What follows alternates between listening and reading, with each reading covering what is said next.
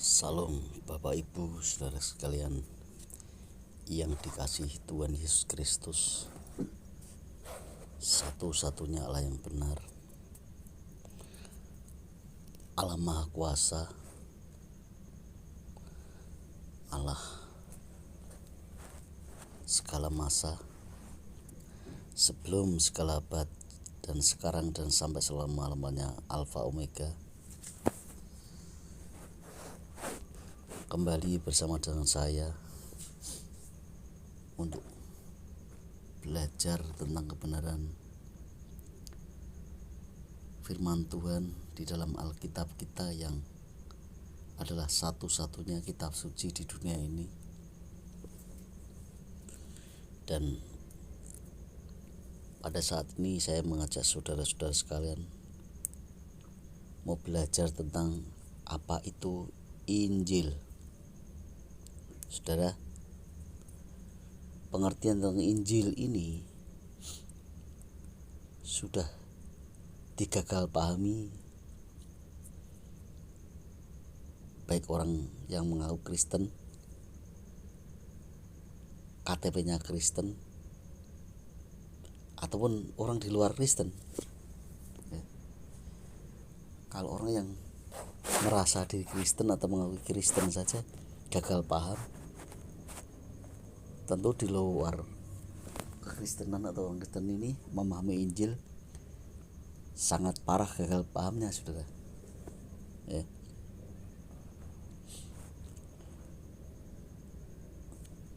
Saudara, kalau saya mengajak saudara belajar tentang Injil, apa sih Injil sebenarnya? Selama ini orang menyangka Injil itu kabar baik, menyangka Injil kabar baik. Ini bagi orang yang mengaku Kristen atau merasa dirinya Kristen, Injil adalah kabar baik. Kemudian orang di luar Kristen menyangka kalau Injil itu kitab, katanya. Kata mereka, Injil itu diwahyukan kepada Isa Al-Masih, satu kitab namanya kitab Injil, yaitu yang mau Kristen juga tidak pas, apalagi kalau di luar Kristen mengerti atau menganggap Injil lebih parah lagi, buku katanya, kitab Injil. Kalau begitu, kalau kitab Injil diturunkan dari istilahnya Isa Al-Masih menerima kitab Injil atau wahyu kitab Injil, terus kalau Abraham saja menerima kabar Injil, apakah berarti Abraham sudah ada kitab Injil dari Isa Al-Masih terus kembali ke zaman ribuan tahun masa lampau, ada bukunya gitu? Ini yang gagal pahami. Apa sih sebenarnya Injil? Nah, sekarang kita mau belajar banyak hal yang kita pelajari sebenarnya tentang Injil ini. Mari kita belajar yang pertama atau satu, Injil Kerajaan Allah. Injil Kerajaan Allah itu ada di Matius 4 ayat 23, saudara-saudara sekalian. Dan banyak ayat lainnya yang artinya adalah Yesus kelak ada di kerajaan Allah sebagai Tuhan Allah. Mana itu? Di Wahyu 1 ayat 8. Kita buka Wahyu 1 ayat 8.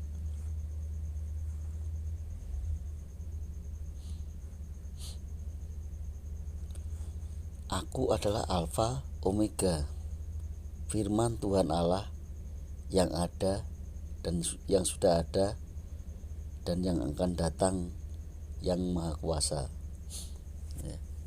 Jadi Aku di sini adalah Yesus. Aku itu yang berkata Yesus. Berarti Injil itu adalah Yesus, ya.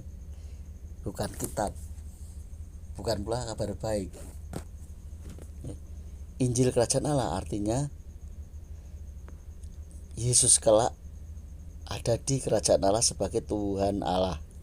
Ya. Jadi Wahyu 1 ayat 8 ini berkata, Aku adalah Alfa dan Omega, yang dulu, sekarang, dan sampai selama-lamanya, artinya kekal. Aku itu Yesus kekal. Firman Tuhan Allah, ya. Yesus itu juga firman Tuhan Allah, karena pada mulanya adalah firman. Firman itu bersama dengan Allah, dan firman itu adalah Allah. Bersama bukan berarti ada firman ada Allah, ya. Firman itu Allah, ya. Nangkep ya sini. Aku adalah Alfa dan Omega. Aku yang dulu, yang awal dulu, sekarang dan sampai selama-lama, dan akhir juga itu aku. Yesus yang bicara.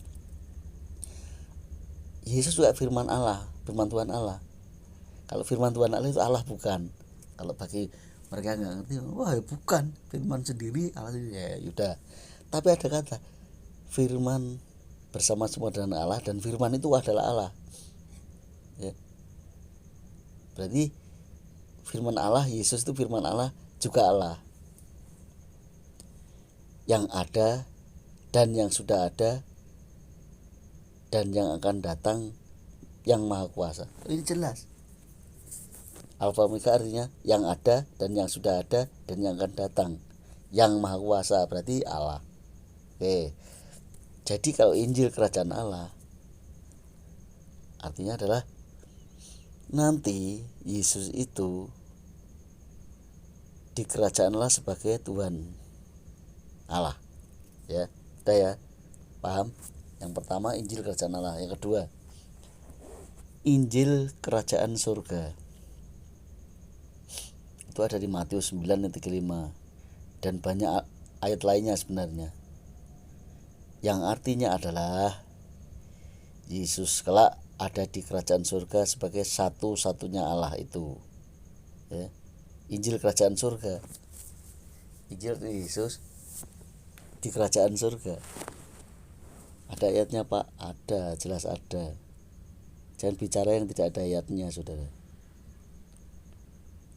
Berdosa kalau kita membicarakan tentang firman Tuhan tapi tidak ada ayatnya. Ini Wahyu 4:2. Segera aku dikuasai oleh Roh, dan lihatlah sebuah tahta terdiri di surga, ya. Ada tahta, sebuah tahta satu terdiri di surga, dan di tahta itu duduk seorang. Jadi ini gambaran Rasul Yohanes diperlihatkan bahwa di kerajaan surga itu ada satu tahta, dan digambarkan ada, dikatakan seorang, ya. Seorang, biar kita ngerti kalau di surga ini satu saja Allah itu yang duduk di tahta Allah. Siapa itu? Injil Kerajaan Allah dari Yesus adalah satu-satunya sebagai Allah itu, ya. Kalau ada yang mengira di Allah itu ada tiga dalam satu kesatuan, ini ngawur, saudara, ya. Allah Bapa, Allah Putra, Roh Kudus. Nah terus tatanya satu, yang dua gimana? Yang duduk di tata Allah Bapa katanya, terus Allah Anak, Allah Roh Kudus di mana itu? Nah, bingung kan?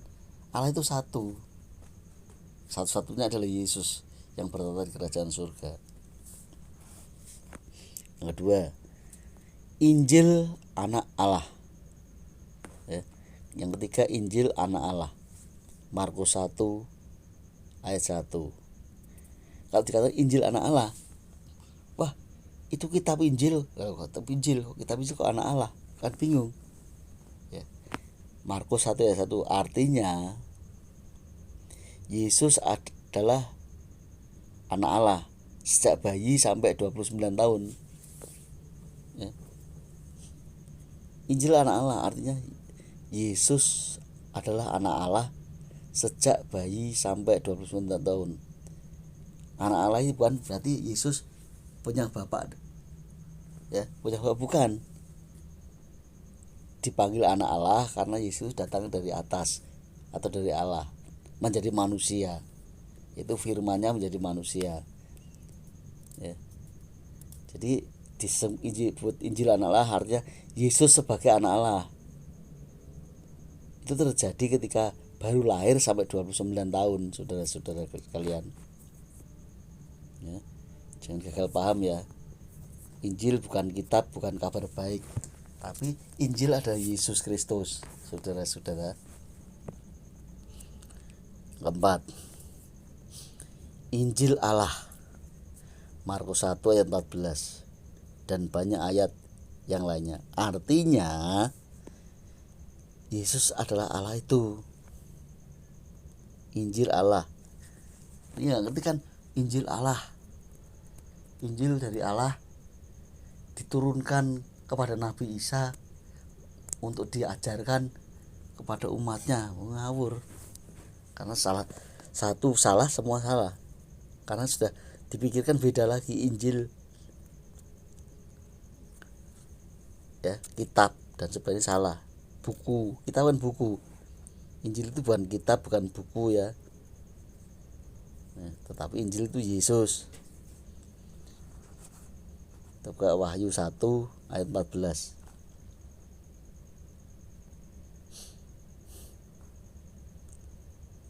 Ini Markus 1 yang ayat 1 tadi. Ini permulaan Injil tentang Yesus Kristus. Jadi permulaan Injil itu tentang Yesus Kristus yang tadi ya. Yang ketiga tadi, Injil anak Allah. Jadi inilah permulaan Injil tentang Yesus Kristus anak Allah. Jadi Injil anak Allah itu artinya Yesus anak Allah, sejak bayi sampai 29 tahun. Yang selanjutnya yang ayat 14. Sesudah Yohanes ditangkap, datanglah Yesus ke Galilea memberitahu Injil Allah. Ya, Injil Allah. Artinya Yesus adalah Allah itu. Ya, sesudah Yohanes ditangkap, datanglah Yesus ke Galilea memberitakan Injil Allah. Ya. Katanya, waktunya telah genap, kerajaan Allah sudah dekat. Bertobatlah dan percaya kepada Injil. Ya. Percaya kepada Yesus, kepada Dia yang memberitakan ini, maksudnya bahwa nanti Yesus adalah Allah. Yang kelima, Injil Mesias.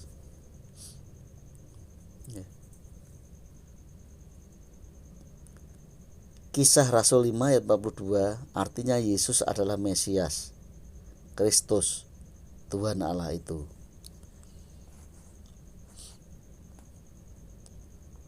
Kisah Rasul 5 ayat 42. Dan setiap hari mereka melanjutkan pengajaran mereka di Bait Allah dan di rumah-rumah orang dan memberitakan Injil tentang Yesus yang adalah Mesias. Ya. Jadi Injil Mesias itu Yesus adalah Mesias, Kristus dan Tuhan Allah itu. Ya. Yang keenam, Injil Yesus. Kisah Rasul 8 ayat 35. Artinya Yesus yang benar-benar Yesus, bukan Yesus yang lain, apalagi Yesus KW. Ya. 2 Korintus 11 ayat 4.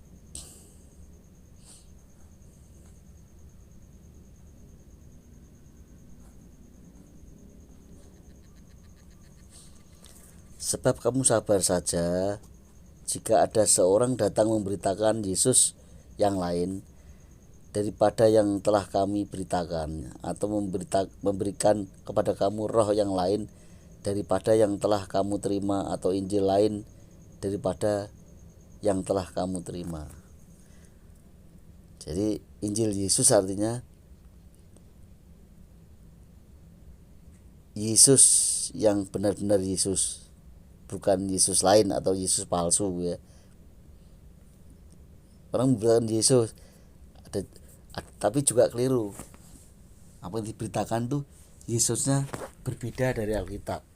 Maksudnya Injil lain ya. Injil Yesus.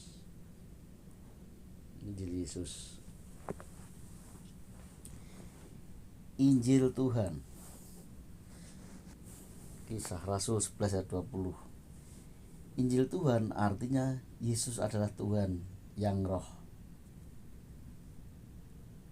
Kisah Rasul 2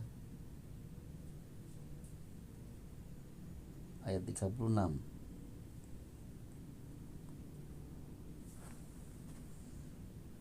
Jadi seluruh kaum Israel harus tahu dengan pasti bahwa Allah telah membuat Yesus yang kamu salibkan itu menjadi Tuhan dan Kristus ya. Jadi Injil Tuhan artinya Yesus adalah Tuhan yang roh itu. 8. Injil kasih karunia Allah. Kisah Rasul 20 ayat 24. Artinya Yesus Allah sumber kasih karunia itu. Kisah Rasul 20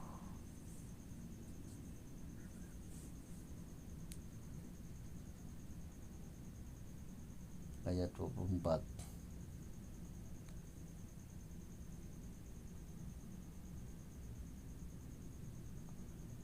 Tetapi aku tidak menghiraukan nyawaku sedikit pun, asal saja aku dapat mencapai garis akhir dan menyelesaikan pelayanan yang ditugaskan oleh Tuhan Yesus kepadaku, untuk memberi kesaksian tentang Injil kasih karunia Allah ya. Jadi Injil kasih karunia Allah artinya Yesus Allah sumber kasih karunia itu. Yang 9. Injil anaknya. Roma 1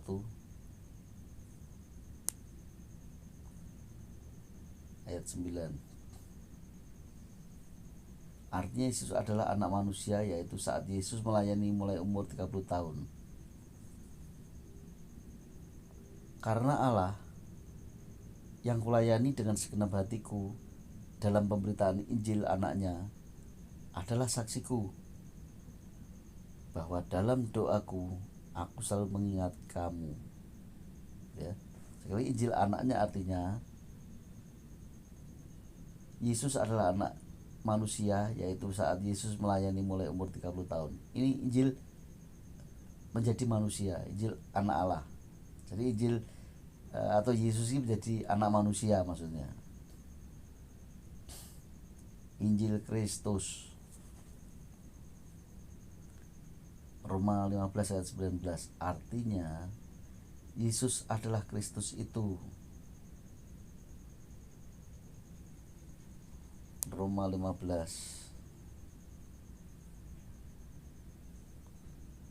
ayat 19. Oleh kuasa tanda-tanda dan mujizat-mujizat dan oleh kuasa roh, demikianlah dalam perjalanan keliling dari Yerusalem sampai ke Illyricum aku telah memberitakan sepenuhnya Injil Kristus. Jadi Injil Kristus artinya Yesus adalah Kristus. 11. Injil yang lain. 2 Korintus 11 ayat 4 artinya yang lain ya.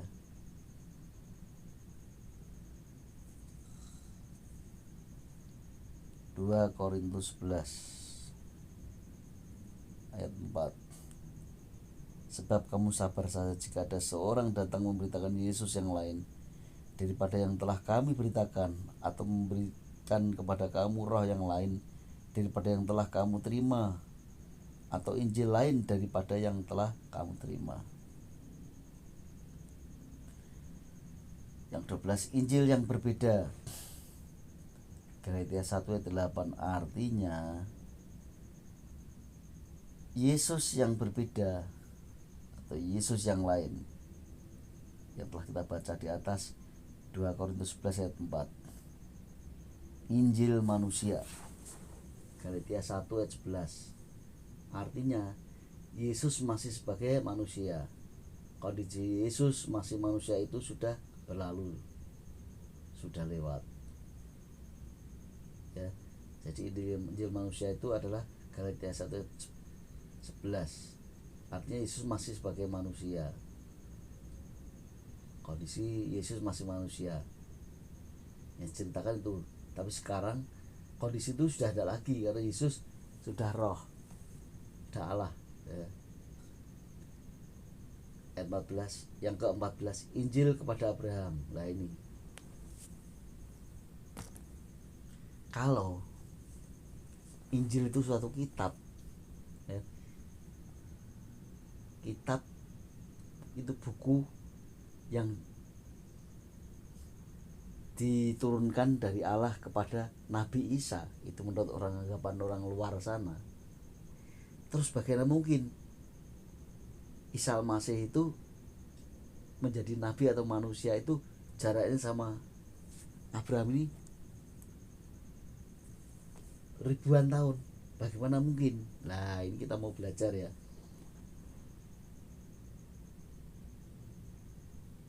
Galatia 3 ayat 8. Galatia 3 ayat 8. Dan kitab suci yang sebelumnya mengetahui bahwa Allah membenarkan orang-orang bukan Yahudi oleh karena iman, telah terlebih dahulu memberitakan Injil kepada Abraham, olehmu segala bangsa akan diberkati. Artinya Abraham itu bertemu dengan Melkisedek. Melkisedek siapa? Yesus yang roh. Kejadian 14 ayat 17 sampai 20. Ayat ini bukti bahwa Injil itu bukan kitab. Mana ada kitab diberikan kepada Abraham ya. Gak mungkin. Orang yang menulis Alkitab pertama itu, Perjanjian Lama, adalah Musa ya. Tidak mungkin. Dan Musa sama Abraham juga ribuan tahun jaraknya. Musa belum ada itu, belum lahir. Gak mungkin Musa menulis kitab Kejadian ya, tentang Abraham yang ketemu Melkisedek. Coba kita baca saja Kejadian 14 ayat 17 sampai 20. Setelah Abraham kembali dari mengalahkan Kedor Laomer dan para raja yang bersama-sama dengan dia, maka keluarlah Raja Sodom menyongsong dia ke lembah Syawe, yakni lembah raja. Melkisedek Raja Salem membawa roti dan anggur. Ia seorang imam Allah yang maha tinggi. Lalu ia memberkati Abraham, katanya, diberkatilah kiranya Abraham oleh Allah yang maha tinggi, pencipta langit dan bumi, dan terpujilah Allah yang maha tinggi, yang telah menyerahkan musuhmu ke tanganmu. Lalu Abraham memberikan kepadanya 1/10 dari semuanya ya. Jadi artinya Injil kepada Abraham adalah Abraham bertemu dengan Melkisedek. Melkisedek itu adalah Yesus yang roh sebelum menjadi Yesus Kristus. Pernah menemui Abraham lewat rohnya juga. Jadi Melkisedek itu bukan fisik tapi roh. Jadi ayat ini bukti bahwa Injil itu bukan kitab ya, bukan kitab saudara. Injil adalah Yesus, berita tentang Yesus. 15. Injil keselamatan. Ya, sekali ini berkata tentang Injil. Injil itu apa? Injil, ya. Injil itu apa? Injil keselamatan.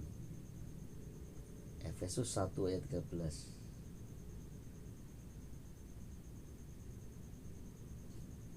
Di dalam Dia kamu juga, karena kamu telah mendengar firman kebenaran, yaitu Injil keselamatan. Di dalam Dia kamu juga, ketika kamu percaya, dimeteraikan dengan Roh Kudus yang dijanjikannya itu. Jadi artinya Yesus adalah juru selamat itu. Injil keselamatan itu.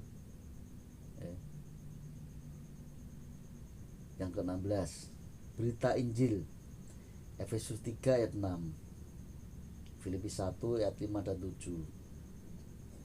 Artinya berita atau kabar atau persekutuan di dalam nama Yesus. Ini ayat yang dapat juga diartikan jemaat, gereja, atau persekutuan orang percaya.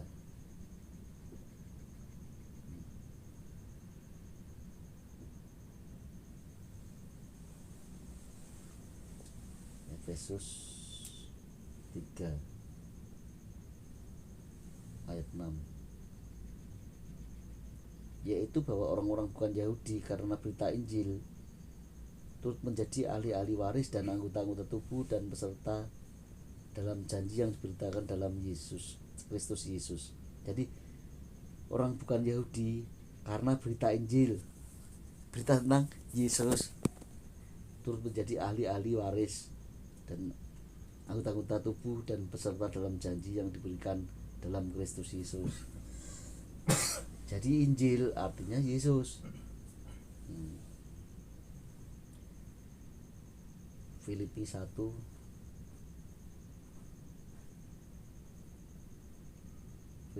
ayat 5 dan 7. Aku mengucap syukur pada Allahku karena persekutuanmu dalam berita Injil, mulai dari hari pertama sampai sekarang ini. Di Paulus ini mengucap syukur karena pada Allah karena mereka bersekutu di dalam berita tentang Yesus, ya. Mulai mereka mendengarkan berita itu sampai saat surat ini diterima, saudara-saudara.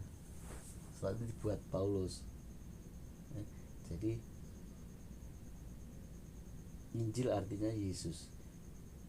Ayat 7, memang sudahlah sepatutnya aku berpikir demikian akan kamu semua, sebab kamu ada di dalam hatiku, oleh karena kamu semua turut mendapat bagian dalam kasih karunia yang diberikan kepadaku, baik pada waktu aku dipenjarakan maupun pada waktu aku membela dan meneguhkan berita Injil, ya. Paulus itu dipenjara oleh karena memberitakan Yesus, artinya. Kalau selama ini kita belajar atau mendengar khotbah atau diajarkan orang, Injil itu apa? Kabar baik. Ini salah, ya. Berita Injil, ya. Jadi berita itu kabar tentang Yesus. Yang ke-17, Injil damai sejahtera, yang artinya Yesus Raja damai sejahtera itu. Efesus 6 ayat 15.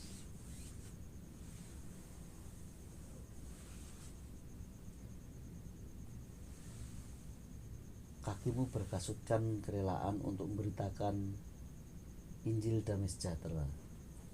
Artinya Yesus itu adalah Raja damai sejahtera itu, ya. Daya mudah ini ya kalau ini, ya, karena sudah ada Injil sudah ada keterangannya. Yang ke-18, rahasia Injil. Efesus 6 ayat 19. Artinya rahasia Yesus yang namanya dirahasiakan, didiamkan berabad-abad lamanya. Jadi nama Yesus itu yang dirahasiakan berabad-abad, sehingga ketika Yesus menjadi manusia itu diceritakan bahwa nama Allah itu Yesus. Di mana itu? Yohanes 17 ayat 11 dan 12. Jadi arti rahasia Injil artinya adalah rahasia Yesus namanya dirahasiakan atau didiamkan berabad-abad lamanya. Roma 16 ayat 25.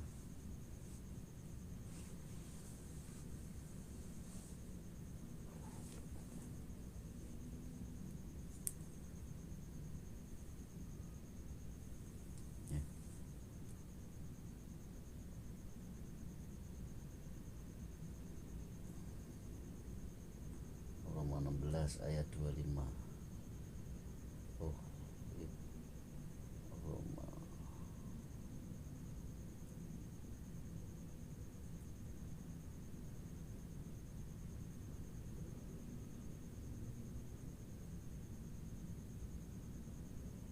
Bagi dia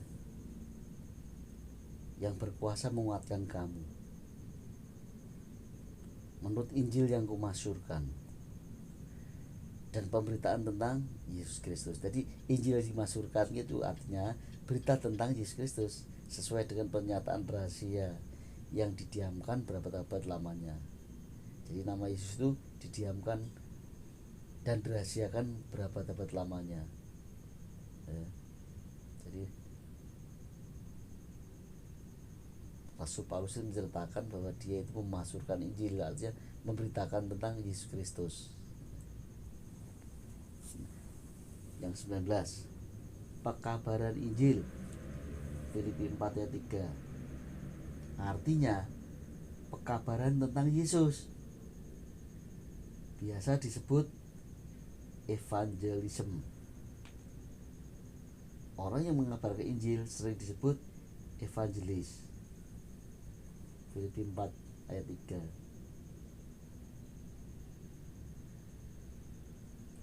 Bahkan ku minta kepadamu juga, Sunsugos, temanku yang setia, tolonglah mereka, karena mereka telah berjuang dengan aku dalam pekabaran Injil bersama-sama dengan Clemens dan kawan-kawanku sekerja yang lain yang nama-namanya tercantum dalam kitab kehidupan. Jadi pekabaran Injil itu artinya sebagai seorang evangelis atau evangelism ya, yang dikabarkan tentu Yesus Kristus. Jadi evangelis itu pekerjaannya memberitakan Yesus ya.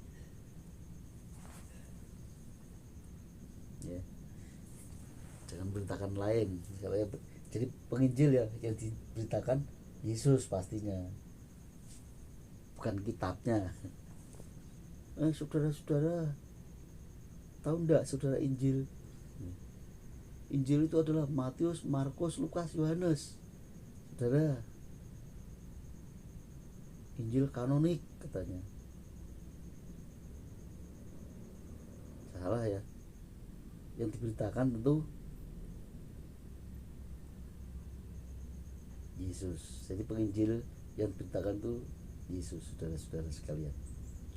Injil yang kekal, Wahyu 14 ayat 6, artinya Yesus itu Alfa Omega, Allah yang kekal itu. Kita buka Wahyu 14. Wahyu 14 ayat 6. Dan aku melihat seorang malaikat lain terbang di tengah-tengah langit, dan padanya ada Injil yang kekal untuk diberitakannya kepada mereka yang diam di atas bumi dan kepada semua bangsa. Artinya malaikat itu memberitakan Yesus yang Alfa dan Omega itu. Artinya Yesus itu Allah yang kekal. Nah, gitu istilah. Jadi kalau selama ini bahkan ribuan tahun sepertinya, kalau menurut sejarahnya. Kekristenan itu tidak mengenal Injil itu apa. Hanya sedikit orang yang mengerti apa itu Injil. Ternyata setelah kita belajar Injil itu artinya Yesus Kristus. Mengabarkan Injil berarti mengabarkan Yesus Kristus. Ya kan saudara? Sampai sini paham ya? Ya. Jadi ada Injil Matius, Injil Markus, Injil Lukas, Injil Yohanes. Sebenarnya bukunya atau kitabnya Matius, kitabnya Markus, kitabnya Lukas, kitabnya Yohanes. Dan semuanya memberitakan tentang Injil, begitu loh maksudnya saudara-saudara. Ya. Jadi kalau selama ini kita gagal sepaham lama ya. Udah lama saudara. Termasuk saya juga. Baru saya ngerti itu, menyesal saya itu. Lama banyak belajar, nulis jalin Alkitab di buku, ditulis tangan gitu. Tapi nyatanya nggak ada, nol, seperti anak TK aja kita itu. Nggak ngerti yang beginian. Sebenarnya gampang tapi orang nggak ngerti loh. Ya. Doktor teologi nggak ngerti saudara. Injil itu kabar baik saudara. Yang kita terima kan begitu. Tapi kita memahami bahwa Injil artinya Yesus. Jadi semua nabi itu memberitakan tentang Yesus Kristus. Ya. Yang antara Injil kerajaan Allah. Jadi Yesus ini sebagai raja yang kekal di surga. Ya, kelak Yesus kelak ada di kerajaan Allah sebagai Tuhan, Injil kerajaan surga ya. Dan lain-lain, Injil anak Allah, Injil Mesias, Injil Yesus, Injil Tuhan, Injil kasih karunia Allah, Injil anaknya, Injil Kristus, Injil yang lain, Injil yang berbeda, Injil manusia, Injil kepada Abraham, Injil keselamatan, berita Injil, Injil damai sejahtera, rahasia Injil, pekabaran Injil, Injil yang kekal. Dari sekian yang kita baca itu, sebagai kuncinya untuk mengerti saudara adalah Filipi 4 ayat 3, artinya pekabaran tentang Yesus. Nah ini baca aja Filipi 4 ayat 3, baru saudara mengerti, oh iya ya, ternyata Injil itu berita tentang Yesus. Dan apa yang saya sampaikan ini 100% adalah Alkitab saudara. Bukan ngarang bebas, saya tidak berani ngarang sendiri, menafsir. Ngarang itu menafsir artinya. Ini artinya begitu. Jadi selama ini sekolah teologi, orang sekolah teologi sampai doktor itu banyak yang ngerti saudara. Kalau Injil itu adalah Yesus. Ya, jadi apa yang saya sampaikan ini kiranya menambah wawasan pengetahuan saudara tentang firman Allah. Dan ujungnya adalah keselamatan saudara. Apa yang saya sampaikan ujung-ujungnya adalah keselamatan bagi saudara-saudara. Kalau saudara menerima ini lalu percaya kepada Yesus Kristus, saudara akan selamat. Ya. Di dunia kekekalan saudara selamat, bisa masuk sampai kerajaan surga, itulah karena percaya kepada Yesus Kristus. Tapi kalau saudara menolak, tidak bisa pak, Injil itu buku, Injil kitab, ya silahkan, saya tidak memaksa. Jadi saya itu tidak mencari pengikut supaya orang mengikuti saya lalu saya dapat upah, dapat duit dari pekabaran Injil ini, pekabaran tentang Yesus ini saudara. Saya tidak begitu. Apa yang saya sampaikan supaya saudara diselamatkan. Kiranya apa yang saya sampaikan ini memberkati saudara-saudara sekalian dimanapun saudara berada. Haleluya. Amin.